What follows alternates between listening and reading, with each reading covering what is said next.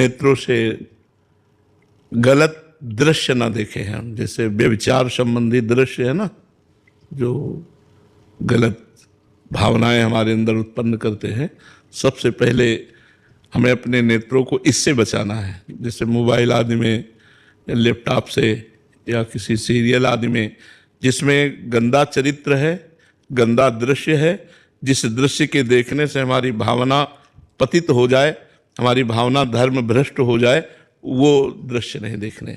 दूसरी बात, हमें किसी के दोष नहीं देखने, दृष्टि से किसी के दोष नहीं। अगर दोष दिखाई दे रहे तो हमको प्रणाम करना है, क्रिया पर नहीं जाना, कारण पर जाना है। कारण सब में परमात्मा विराजमान है, क्रियाएं तो ऊंच नीच सबसे होती रहती है।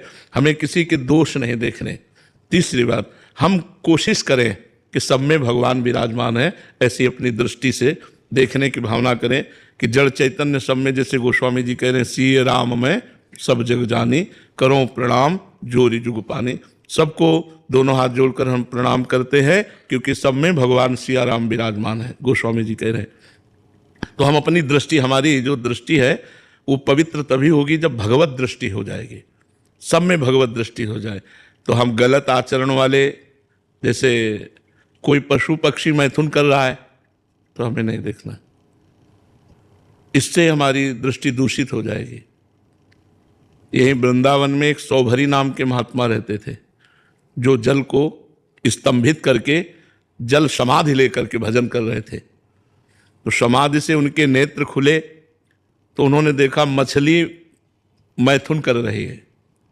हर जीव में होता है, बस उसका मनन होने लगा। जो देखा जाता है उसका मनन होता है। मनन हुआ तो उनको लगा क्या समाधि से भी बढ़कर सुख है, एक बार देखना चाहिए। चाह पैदा हो गई, नहीं मैं भी भोगूं, ऐसी चाह पैदा हो गई। अब वो ऋषि थे, सामर्थ्यशाली थे, सीधे उठे और राजा उस समय चक्रवर्ती सम्राट मानधाता थे।